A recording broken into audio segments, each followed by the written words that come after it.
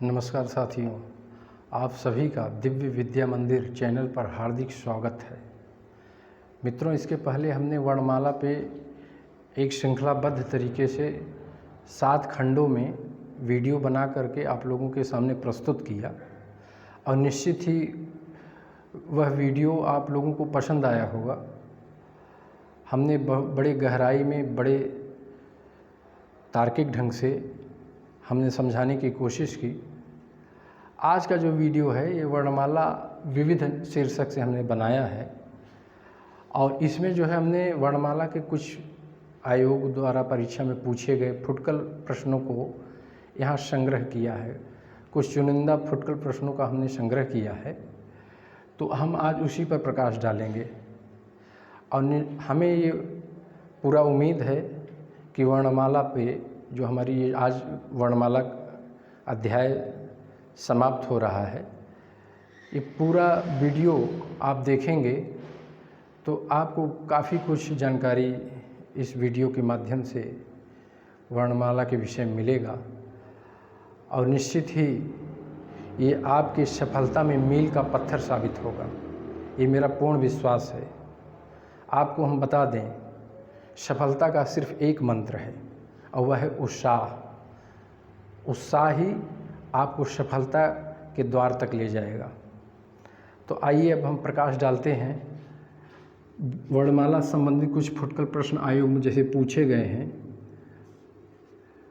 एक है स्वर यंत्रमुखी। स्वर यंत्रमुखी, स्वर यंत्रमुखी, इसको आप जो है एक और नाम से जानते हैं, काकल्य। इसको काकल्य भी कहा जाता है, काकल्य, यह है काकल्य। तो ये काकल्य है। काकल्य को स्वर यंत्रमुखी भी कहा जाता है। अब ये जो स्वर यंत्रमुखी है, माने हमारे कंठ के पास एक स्वर यंत्र है, वो घंटी की तरह, उसको काकल्य भी कहा जाता है। और इससे जो है सिर्फ एक व्यंजन ऐसा है, सिर्फ एक है जो स्वर यंत्रमुखी या काकल्य व्यंजन है, सिर्फ एक व्यंजन। इसके बाद परीक्षा में ये भी पूछा गया है, पार्श्विक। पार्श्विक किसे कहते हैं? अब मान लीजिए 4 ऑप्शन दे दिया है, य, ल, र। अब 4 ऑप्शन में से आपको चयन करना है कि पार्श्विक व्यंजन किसे कहते हैं। तो इससे पहले जानिए पार्श्विक होता क्या है। जब हमारी जीभ जो है ऊपर वाले दांत को स्पर्श करते हुए कोई उच्चारण करे तो जीभ के दोनों किनारे, दोनों किनारा का मतलब होता है दोनों पार्श्व भाग से हवा जो है प्राणवायु निकले, तो उसको कहते हैं पार्श्विक। तो वह जो है सिर्फ ल है, सिर्फ क्या है? ल है। और इसको जानिए, एक है प्रकंपित। प्रकंपित, अब प्रकंपित का मतलब होता है जब उच्चारण करते हुए कंपन पैदा हो। तो जितने 52 वर्ण हैं, 52 वर्णों में एक व्यंजन है र। र का जब हम उच्चारण करते हैं तो हल्का जिह्वा में कंपन, तरंग पैदा होती है, इसलिए इसका नाम है प्रकंपित। इसको क्या कहते हैं? इसको कहते हैं प्रकंपित। प्रकंपित माने उच्चारण में जब कंपन पैदा हो तो उसको हम कहते हैं प्रकंपित। इसको लुंठित नाम से भी जाना जाता है। किस नाम से जाना जाता है? लुंठित नाम से भी इसको जाना जाता है। और यह है र। प्रकंपित या लुंठित, अगर परीक्षा में कोई पूछ रहा है प्रकंपित व्यंजन है या लुंठित व्यंजन है तो आप र पे लगाएंगे। उसके बाद जानिए, एक है अर्ध स्वर। बहुत सारे वीडियो आप लोग देखे होंगे, बहुत सारी किताबों का अध्ययन आप लोग किए हैं और निश्चित तौर से अर्ध स्वर आपको पता है, यह और वह है, यह है और वह है। लेकिन कभी आपने गौर किया कि यह वह तो व्यंजन की श्रेणी में है, यह स्वर नहीं है, फिर इसे अर्ध स्वर कहने की आवश्यकता क्यों पड़ी? तो ये जो है बहुत ही दमदार प्रश्न है कि यह वह जो कि व्यंजन की श्रेणी में है, इसको अर्ध स्वर कहने की आवश्यकता क्यों पड़ी? तो इसका हम आगे चल के विस्तार से इस पर हम चर्चा करेंगे, लेकिन हम आपको थोड़ा इशारा कर दे रहे हैं कि यह वह इसलिए हुआ क्योंकि एक संधि है, उसका नाम है यण संधि। उसका क्या नाम है? यण संधि। तो यण संधि में अगर ई के बाद कोई भिन्न स्वर आता है तो ई का जो है उच्चारण यह हो जाता है, और ऊ के बाद कोई भिन्न स्वर आता है तो ऊ का उच्चारण वह हो जाता है। इसलिए चूंकि यण संधि यह स्वर संधि के अंतर्गत आएगा। स्वर संधि के 5 भेद हैं: दीर्घ संधि, गुण संधि, वृद्ध संधि, यण संधि, उसके बाद एक है अयाधि संधि। तो चूंकि ई का यह और ऊ का वह होता है, इसलिए हिंदी में इसे अर्ध स्वर का दर्जा दिया गया है। और उसके बाद अब जानिए, ये हो गया। अब जो है, अब आपको हम बता दें, कुछ आगत, ये भी बहुत कन्फ्यूजन रहता है कि ये आगत कौन सी बला का नाम है, ये कौन सी मुसीबत है आगत। तो हमारा देश एक ऐसा देश है जो बहुत ही धार्मिक देश है, बहुत ही उदार देश है। यहाँ अहिंसा और सत्य का पाठ ऋषि मुनि पढ़ाते आए हैं, लेकिन कुछ आक्रांता जो है भारत में आए, आक्रमण किए और यहीं रह गए। ये भारत की मिट्टी की विशेषता है। तो उसमें जो है एक मुसलमान है। कौन है? एक मुसलमान है, एक अंग्रेज है। तो जो मुसलमान आए तो वो अरबी फारसी लेकर आए, तो उसमें जो है क है, ख है, ग है, और जान लीजिए ज है और फ है। ये 5 क्या हैं? व्यंजन हैं। ये क्या हैं? ये तो आप जानते हैं, ये सब व्यंजन की श्रेणी में आता है। तो ये जो अरबी फारसी होता है उसमें जो है इसका उच्चारण यहाँ नीचे बिंदी लग जाएगा। ऐसे क्या लग जाएगा? बिंदी। देख रहे हैं ना? तो ये 5 ऐसे हैं, ये व्यंजन हैं। ये जो है मुसलमानों की देन है।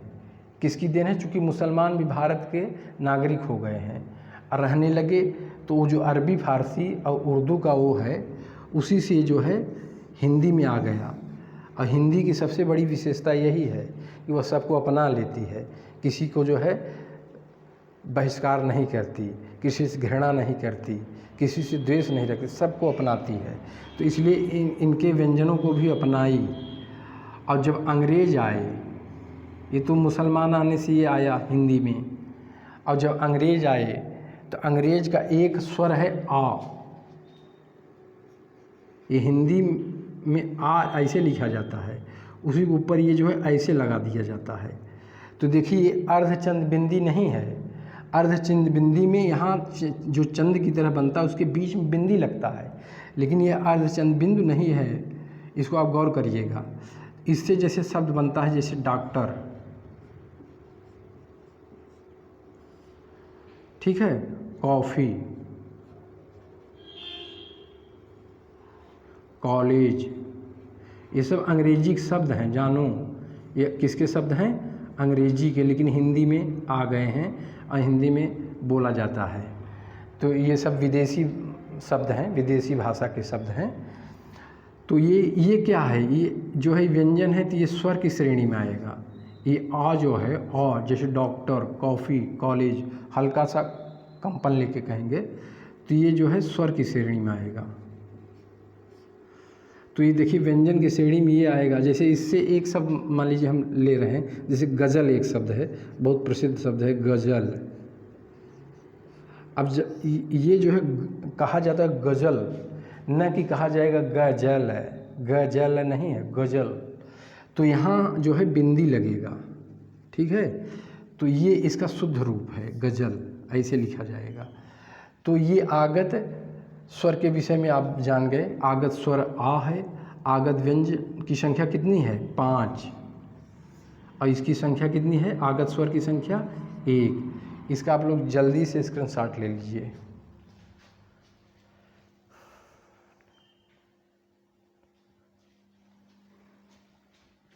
अब देखिए, अब मैं इसे मिटा दे रहा हूँ और आपसे आपका पुनरावलोकन कराते हैं। जो हमने पढ़ाया है उसी के विषय में बताएंगे। जैसे आप जानिए, आपको पता है सभी स्वर क्या होते हैं, सभी स्वर क्या होते हैं। सभी स्वर का जो उच्चारण है, क्या है, उच्चारण, वह क्या है, स्वतंत्र है। माने स्वर का उच्चारण स्वतंत्र, वो बिना विघ्न बाधा के, बिना रुकावट के होता है। और दूसरा जानिए, सभी स्वर क्या होते हैं, अल्प प्राण होते हैं। अल्प प्राण, ये हम सब पिछले वीडियो में बता चुके हैं, लेकिन फिर भी आपका रिवीजन करा दे रहे हैं, क्योंकि ऐसे प्रश्न आ जाएगा, आप सोचेंगे अरे नया चमत्कार हो गया। तो उसी चमत्कार को मैं फिर जो है बता रहा हूँ। और सभी स्वर, ये भी जानो क्या होता है, सघोष होता है। इसको भी मैंने पिछले वाले वीडियो में बताया है, विधिवत बताया है। इसको आप भूलिएगा मत, ये सब बहुत ही दमदार महत्वपूर्ण प्रश्न है। और एक चौथा है, सभी स्वर क्या होता है मालूम है, आक्षरिक होता है। क्या होता है, आक्षरिक। अब देखिए, ये आक्षरिक का मतलब क्या है। आक्षरिक को आप, सभी स्वर जो है आक्षरिक, हिंदी के जितने स्वर हैं ये क्या हैं, आक्षरिक। आक्षरिक को समझने के लिए पहले आपको वार्णिक समझना पड़ेगा। जैसे अंग्रेजी है, हिंदी अंग्रेजी की बात करें तो हिंदी जो है आक्षरिक स्वर वाला है और अंग्रेजी जो है वार्णिक स्वर वाला है। तो अब देखिए, आक्षरिक इसलिए है क्योंकि यह, जैसे क है तो क में अ मिला हुआ है। मान लीजिए को है तो क में ओ मिल गया, कौ है तो क में औ मिल गया। तो इसीलिए इसको क्या कहते हैं, इसको आक्षरिक कह देते हैं। इसको ऐसे आप नहीं लिखेंगे कि क धन ओ, को, ऐसे नहीं लिखा जाता, लेकिन अंग्रेजी में ऐसे ही लिखा जाता है। अंग्रेजी में ऐसे लिखा जाता है। जैसे कौ लिखना हुआ, मान लीजिए कौ, तो इसको अंग्रेजी में ऐसे लिखोगे, कौ, ऐसे।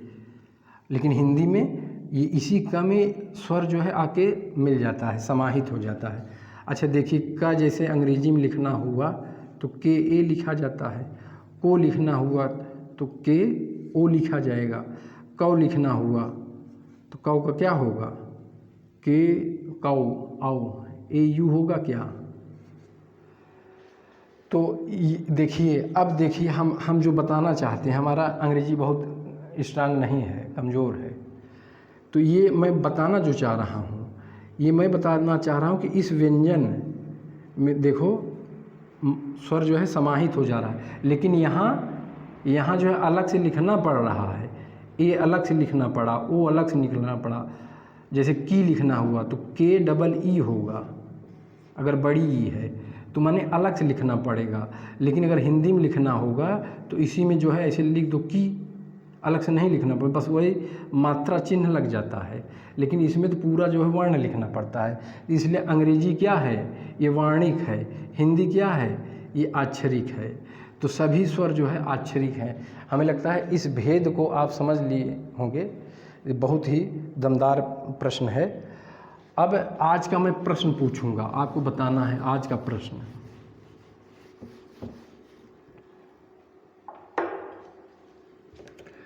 आपको ये बताना है, जब एक ध्वनि का क्या हो जाए,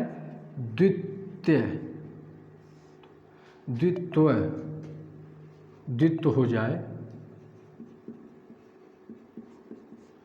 तो वह क्या कहलाता है, तो वह क्या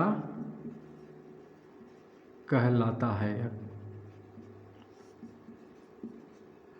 अब जैसे ऑप्शन है आपको दे रहा हूँ, संपृक्त, ऑप्शन 2 संयुक्त, ऑप्शन 3 संधि, ऑप्शन 4 युग्मक। इसको बताना है। आज का प्रश्न ये है। और दूसरा प्रश्न ये है कि अवर्गीय व्यंजन किसे कहते हैं? अवर्गीय व्यंजन किसे कहते हैं, आपको ये बताना है। जैसे ऑप्शन में है म, य, अड़, च। ये म है और ये य है, ये अड़ है, ये च है। ये 4 ऑप्शन है। तो आज का ये 2 प्रश्न है, आपको बताना है और कमेंट करना है, इसका जवाब देना है। अगर देखिए मित्रों, ये वीडियो आपको पसंद आए तो इसको ज़रूर आप लोग सब्सक्राइब करिए, शेयर करिए, लाइक करिए। जय हिंद।